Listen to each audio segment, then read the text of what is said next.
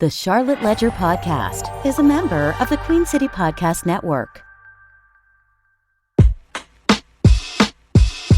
Hey, it's Tony Messia with the Charlotte Ledger, and you're listening to the Charlotte Ledger Podcast. You can find out more about the Charlotte Ledger by going to thecharlotteledger.com. Today's podcast is part of a special series we're doing in which we interview winners of the Charlotte Ledger's 40 Over 40 Awards. The recipients are people ages 40 and up who are making a big difference in the Charlotte area, people who saw a need and took action. You can find out more at ledger40over40.com. The host of today's podcast is Steve Dunn. In his day job, he's a mediator who offers dispute resolution services through the Charlotte office of Miles Mediation and Arbitration.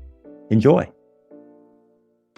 Welcome to the Charlotte Ledger Podcast. I'm Steve Dunn. I am joined today by Tonya Jameson, Director, Civic Engagement for Leading on Opportunity, a part of Foundation for the Carolinas, which works to improve economic mobility for all. Welcome, Tonya. Hey, thank you. So excited to be here. I hear the phrase economic mobility, and I think I know what it means, right. But sometimes it's dangerous to assume. And so from somebody who works in the space all the time, I'd love to know, how do you conceive of economic mobility and why is it important? Yeah, we the way we define it is that it's one generation's ability to get ahead of the next generation. So your children's ability to do better than their parents did is economic mobility and the opportunity for economic mobility. And so to be able to move up in your income and just, accessibility and what you're able to do in life. So it's really the children being able to do better than their parents and each generation successfully doing better than the previous generation. And it matters in Charlotte, right? Charlotte's got a bit of a history and a record with this, right? Right. Well, yeah, we do. So back in 2014, Raj Chetty came and, he didn't come, but Raj Chetty released a national study called the Land of Opportunity Study, and it ranked cities based on economic mobility, ranked 50 cities, and Charlotte came in last. And for Charlotte, it was just really, for some in Charlotte, I'll say, it was really a rude awakening to what others who'd been working in the space knew all along, which is that the Charlotte was becoming a tale of two cities. I mean, this study came out at a time when Charlotte was booming, right? We were feeling ourselves. The Panthers had made the NFC Championship. We had skyscrapers just reaching toward the skies. And so the city was growing. But at the same time, there was an entire set of people who were not able to take advantage of the city's growing prosperity. And the Chetty study basically showed, although it was looking at data from the 80s that the study looked at, but it showed, we could see it right here in Charlotte already at that point in 2014 that we had become a tale of two cities, those who were able to benefit from the city's growing prosperity and those who were just left behind. It's a big part of the American dream, isn't it? The idea that if you work hard and do the right things, that anybody can make it in this land, right? It feels like it's an important part of the story that we tell ourselves, all of us, not from whatever walk of life you come from, whatever your political persuasion is. A lot of people believe that to be true and certainly want to believe that it's true. And if it's not true, then there's some conclusions that follow from that, right? And I gather that the results of this study kind of opened some eyes to the fact that maybe things aren't as we thought they were. And it certainly opened some eyes to the need to do something about it. And that's where Leading on Opportunity came from, right?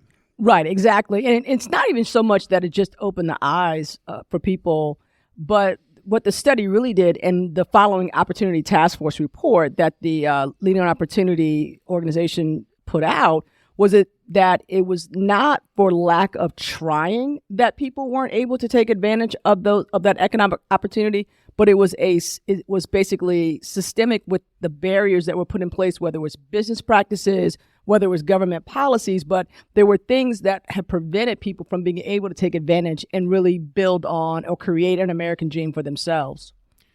How long have you been there, and what do you do every day? So I've been with Leading on Opportunity now for 2 years, celebrating my second anniversary back in July. And my role it's called Director of Civic Advancement, but my role is really around policy and community engagement.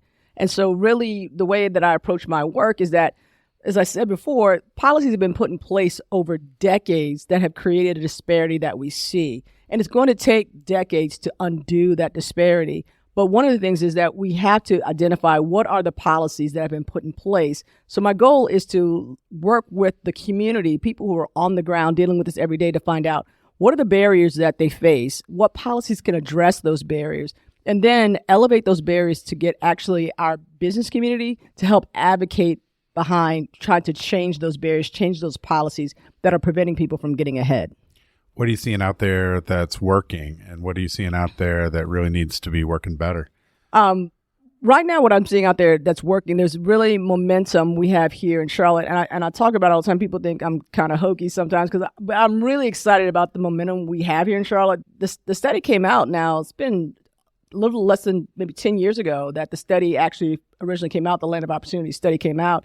And Charlotte is still committed to improving those outcomes, to improving economic mobility. And that's exciting. It's an exciting time when you see we've got our city council, we have our county commission, everyone, we have the CELC, which is the Charlotte Executive Leadership Council, and everyone is still focused on improving economic mobility. So whether you look at what the city's doing with the corridors, or what you look at what the county's doing with their community resource centers, there's this focus and this buzz to really improve outcomes here in Charlotte and improve people's lives. And so that's exciting to be a part of that, to see that the continued focus on it and that we're not taking our foot off the gas. The areas that need to be improved, though, is we really do need to lean into policy, because granted, we are fortunately to be in a city that has wealth, that has corporate wealth, but money can't fix all of these things. So in addition to the financial investments and programmatic investments that we need to address this economic mobility divide that we have, we also need policy changes too. And so we need everyone lifting up their voices, and especially the more powerful advocates that we have in the business community, and the more powerful advocates that we have with our elected officials, to really be lifting up the policy changes that we need in order to really improve economic mobility for years down the road and for generations to come. You got a pet policy project? You got something in particular that everybody's tired of hearing you talk about? Yeah. They get tired. A couple of things. So childcare, increasing families' access and the affordability of childcare, paying our childcare providers livable wages, right? Because we're only paying them enough. Basically, you could be you make more money working at Target than being a childcare provider, and that's insane. So childcare is definitely one of them, and still keeping the focus on affordable housing, abundant housing, and putting policies in place and investments in place that allow for more abundant housing. You got a lot going on. You always have had a lot going on. Yeah. You've been a very busy person for a long time, and you've seen Charlotte change for a long time. You are well known to many of the listeners of the podcast.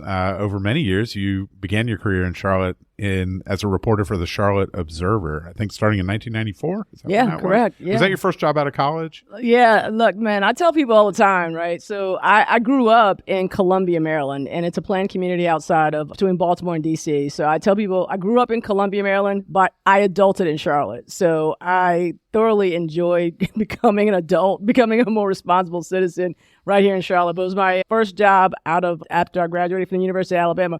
Roll Tide, baby, we're in the playoffs. Sorry, I had to have that moment. Oh, that's a bit much.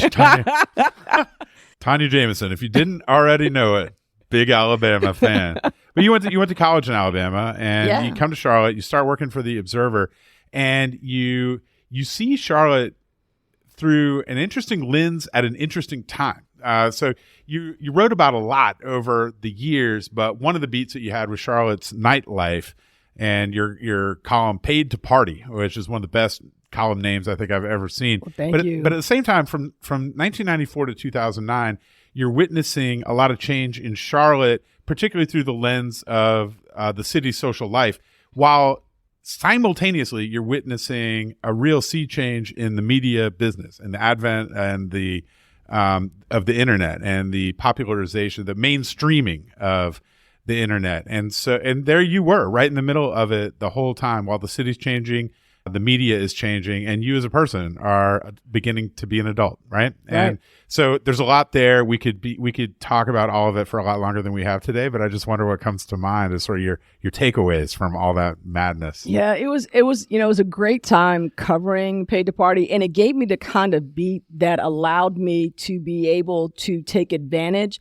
of the mainstreaming, as you say, of the internet, because it was a brand new beat. No one had done a nightlife column, and nightlife isn't something that's necessarily controversial, except for some of the things I did, but it's not necessarily controversial. So there's not the same kind of eyes on it that you would see if you're covering school board or if you're covering politics. And so doing a nightlife column, I had the freedom and flexibility to really test out and play with the different tools that were available as the internet was becoming more widely mainstream. So we had a podcast.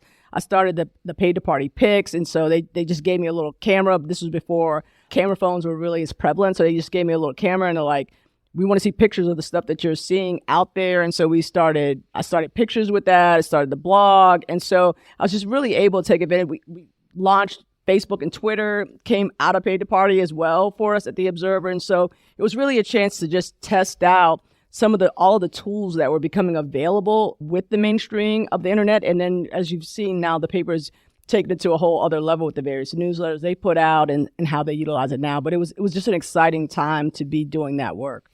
You briefly alluded to the subject of controversy. Controversy is a context-dependent phenomenon, right? That's true. It depends on what we're talking about and where we are at the time. I don't know exactly what you were referring to, but you have told a story in the past about taking a class in how to talk about sex or how to write about sex, right? And then coming back and going to the Observer and saying, hey, I should do a column about the challenge of writing about sex. And I gathered that there was some resistance or some pushback, or you had a little bit of a hard time getting it published. What was that? That was so long ago, but it was a Pew workshop, which is a very reputable organization that helps train journalists. And so they had a week-long workshop on how can the media write more intelligently about sex. And so I came back wanting to write a column about it. And I just remember it being wordsmithed to death. And I mean, it finally ran, but I think it was even more sanitized, but it just illustrated the challenge, just even writing a column about the challenges of writing a column about sex and just how the media was just so, at that time, I'll say, The Observer, your more mainstream traditional media was still just hinky about talking about sex, and that, we've often portrayed it in the media as like it's this bad thing, it's a taboo thing to even write about sex. So when we're writing about sex, it tended to be, back then at least, that it's either about issues like diseases that are going around or this idea of promiscuity, and so it was always more portrayed in a negative sense if we even wrote about sex in the first place in the media. Yeah, it's really interesting to think about, right? There's so much psychology wrapped up in it and so many cultural mores and values that are kind of wrapped up in it that are taboo subjects. And on the one hand, if you're trying to address it at all, you run the risk of being perceived as like salacious or sensationalistic. And certainly there's a market for that, right? Like you can get a lot of eyeballs on your stuff by being exactly that way. And so I imagine it presents quite a challenge to address a topic that's front of mind for everybody all the time on some level, but yet goes completely unspoken. And I just wonder if pulling on those threads is just sort of part of what you do all the time and have always done. Yeah. I wanted to write about topics in people that we didn't traditionally see portrayed in the media. And so I wanted to write about young people and students. I recall at a time that when we were writing about young people, the paper, they were a problem. They were, whether it's they're acting out in school or it's their test scores or it's crime related, but you never just saw just human interest. You didn't really see human interest stories a lot of times about young people and the lives that they were living. And so I wanted to write about young people in the work that we did. I wanted to write about Black people in the work that we did at The Observer too, because you know how the media has traditionally portrayed African Americans. And so I wanted to write different stories and tell different stories about Black folks who were doing good things in the community that you just didn't necessarily hear about. Kind of like your podcast that you were doing before too. It's just like highlighting these stories that people don't know is out there and just changing the narrative of how we see people, other people. How did it go? I mean, how are you perceived? Because I encountered your work as a reader, and we were young then. You and I we're around the same age, and so you're in your 20s and 30s, and I was in my 20s and 30s reading your stuff, and it was. My recollection of it was that it was cool to just to have this fuller picture appear in the local media, just to have this viewpoint represented at all, right? But I can imagine, I think anytime you have a situation like that, there's going to be people who aren't too crazy about it. Like, did you get pushback from the readership? Well, I don't know if you recall, but like at one point you could Google my name, and the first thing that came up was "I hate Tonya Jameson" website. That's some measure of success, yeah, right? Like, that's how you know you really made it. Somebody created a website like "I hate Tonya Jameson." So, why did that person hate Tonya Jameson? I didn't read all the blogs, but they didn't like what I was writing about. They didn't like maybe they just didn't like the fact that we had a nightlife column in the first place, but they didn't like Tonya Jameson. So I definitely had detractors. And one of the things that the internet did was gave them a bigger platform to show their displeasure about me at the paper. But one of my favorite stories for detractors is I wrote a column once it was right after 9/11, about quilters and how quilters were making quilts to, address the grieving around 9/11. I wrote a disparaging column like that's not how we tackle this problem. And lo and behold, though, I did not know that our editor at the time, Jenny Buckner, was a quilter. And so you also probably didn't know about the whole quilting community. You may not have been. I did not know. You did not have your finger on the pulse. I did not. Yeah, quilting nationwide. They came hard. Yeah, they came after me hard, and so they sent a quilt, and they sent me a quilt to the paper. And Jenny, that's a pretty good response, actually. Yeah, Jenny called me into her office. She's like, "I want you to write a column about this, and I want you to find a good home for this quilt." And so I ended up taking it to a shelter in the Plaza Maywood area and writing about the whole thing, giving the quilt to them and what the shelter did, etc. And so yeah, along the way, I burned various bridges as I was growing into the role and finding my voice, for sure. Well, this is life, right? And as life has gone on, your work has, simply by being honest and by being yourself, you're going to be perceived by some people as political. But now you're expressly political, right? You are involved mostly in local politics. Is that right? Yes, mostly local politics. And you're working as a campaign consultant, campaign manager. I was. So prior to joining Leading on Opportunity, I ran political campaigns. And so my first campaign, and I've written about it before too, was Larkin Eggleston, who was on the city council representing District 1. And so after I finished with Paid to Party, one of my editors who actually recruited me to come to The Observer, Fanny, called me in her office one day. She's like, I didn't really bring you to Charlotte to write about nightlife and party all the time. So I was like, that's a good point. So I need to figure out what I want to do next. And so I started a column targeting our generation. We were the MTV generation, so we were the cool kids at the time. And so I wanted to write a column that was more a digital column. And so I started That's What's Up then to cover the Obama's election. And so at that time, Larkin was writing for Elevate. And so we used to run the streets together all the time. And so he said he wanted to run for office. And so I was like, well, I want you to join some boards, and I want you to take Civics 101, and I want you to really get a cause that you want to run for. And I said, then I'll learn how to run elections while you do that. And then 10 years later, he'd done the things, I'd done the things. And so I ran his campaign, and he unseated Patsy Kenzie. And then after we beat her, then I connected with Spencer, who was running for DA. He was an assistant DA at the time, an acting DA at the time. And then after that, the doors just opened. And so I did politics for about, I would say probably like 5 years, just running local campaigns. I want to talk about what it means to do politics, because there's a lot of people in the world who don't even pay attention to politics. And, right. And then there's a smaller subset of people who are interested in politics and follow politics. And a lot of that just gets boiled down to tribalism, national issues, just sort of self-identification, right, stuff like that. But then there's the actual work of politics, the actual reality on the street of politics. And that's a completely different thing that I think is largely invisible. Like when it comes down to the nuts and bolts of campaign work. And I'm curious what you think are the key aspects of it. Like, what are the parts of, what's the most important thing when you're doing a city council campaign, which is uniquely local? Mm-hmm. But then, and then also, how do you learn to do it? When you take 10 years to figure out how to help Larkin Eggleston, how do you figure it out? Yeah, I did. It was an organization. There was one called Lillian's List Training. So I did that one. That was so Lillian's List is the North Carolina version of Emily's List. So it's the smaller version. Then I did the Institute of Political Leadership. So any kind of political trainings that I could do, I did them all. And then I volunteered on Vi's first city council at large campaign to do comms for her. And she had a great campaign manager named Mike Evans, and he'd run his wife's campaign. She was a judge at the time. And so he'd run her campaigns. And so I really just basically kind of sat at Mike's knee, learning how to run the real nuts and bolts of how to put what I'd learned in the trainings in action on the ground. And so that's really how I got my chops in running campaigns. And what does it entail? What do you actually do?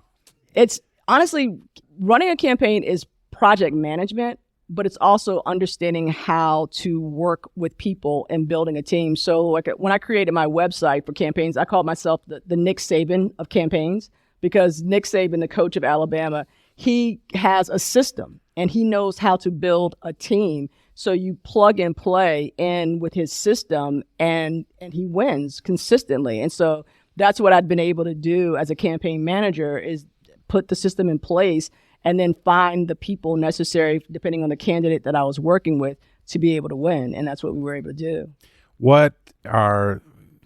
Who are the best candidates? Like, what does it take to be a good candidate? Because I can't help but notice that you're not the candidate. You haven't run yet, right? No, I'm not the candidate, and I only worked with candidates that I supported, that I would vote for. I wanted to see in office who I knew their heart was in it for the right reasons. And I also tended to, as I look back over that time in my life, I also tended to work with candidates who had a propensity to collaborate and work across the aisles, who weren't single issue focused, and who understood the broader picture of what it takes to really make an impact in the community.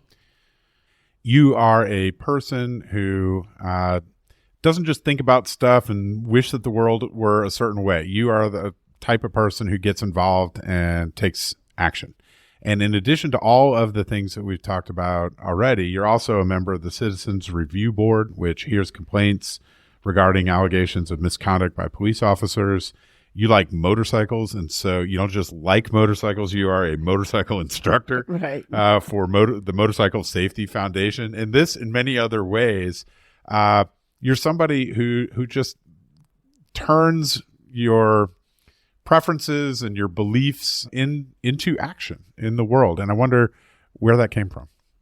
That would definitely come from just my upbringing and my parents providing a home and a life for us that allowed us to do that, and letting us go and do and try and to be as engaged or just try whatever it is that we wanted to do. So my parents, there's some people who think sports are the worst, but when I was really young, my parents had tried to get me to do ballet, which was hilarious, and I was awful at it, and I was like, I can't wear a tutu. So and they tried to do gymnastics, and that was dumb too, because I didn't like a leotard. It was dumb for me. I know there are some really, really great gymnasts out there, but for me, it was not my style. And so then they put me in soccer, and I'd been playing basketball since I was a little kid, and so they let us try whatever it is that we wanted to try, and they wanted us to stay involved. The rule was, like, if you're in the house, you're either doing schoolwork that they're going to create for you, or you're doing housework. And so I looked for all the opportunities to be outside the house. And so they let us run free, and we had a great time doing it and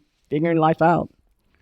As you look back now, as someone who is acclaimed for being over 40, you're part of the Charlotte Ledger's 40 over 40. Right. But I wonder, with the perspective that you have and the experience that you've gained over the years, what you would say to young Tonya Jameson in 1994 coming to Charlotte and starting out? Like, what is it that you wish you knew then? That you don't know as much as you thought you knew then. You thought you knew it all? Of course. Yeah. I thought I knew it all. I thought my body was invincible. Oh, yeah. Yeah, exactly. So. Well, how do you feel about Charlotte? You're here. You're still here. You've been here a long time, and you choose to still be here. And Oh, yeah. So what do you think of Charlotte? Where are we headed? And what does the future look like for this town? I tell people all the time that I love Charlotte. I won't leave Charlotte, because Charlotte's the kind of city where you can move here and make a name for yourself. If you have the determination and drive, you can make a name and you can make an imprint in Charlotte and get your name out there relatively easily compared to older established cities like a Baltimore, DC, etc. And so I love Charlotte, and I love the spirit that Charlotte has of always trying and striving to do better, and to be a better city. So I'm not leaving Charlotte. And where do I think we're going? I think we're going in the right direction, especially when it comes to economic mobility. It's just that we have to stay focused on improving lives. And if we can maintain that focus and be willing to do the work that's necessary, then we'll see that gap that we were so embarrassed about begin to shrink. And that's what I'm most looking forward to. Is I don't know if I'll be alive, but at least seeing the indicators that show how we're doing on economic mobility begin to go in the right direction. And we're seeing some of that now, but really being able to see it in people's lives, and people feel it too, not just what the data says, but people that you talk to feel it as well. Let's leave it there. Tonya Jameson on the Charlotte Ledger podcast. Thank you so much for being with me today. Well, thank you for hosting me. This was a great conversation. That's it for today. The Charlotte Ledger podcast is produced by Lindsey Banks. You can find out more about the Charlotte Ledger at thecharlotteledger.com. And you can find out more about our 40 over 40 awards at ledger40over40.com. QueenCityPodcastNetwork.com.